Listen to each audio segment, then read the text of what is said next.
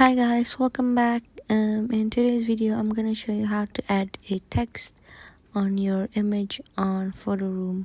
So first, after editing your photo and you want to add text, you tap on there and then just type in the text. So for example, I'm gonna type in hello guys.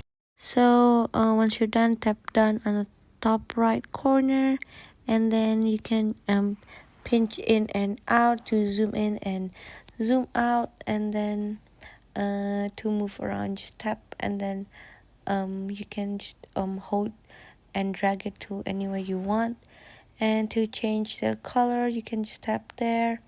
If you want more color, tap there, and if you want the color from the image, tap the eye picker there, and then you just choose the color and then tap confirm on the bottom.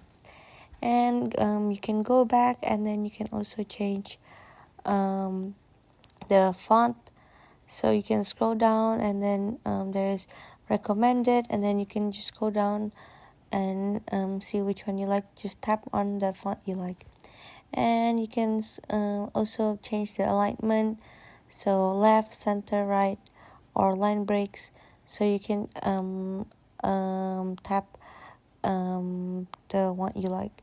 And shadow, you see, you can just move around the widget there and just adjust.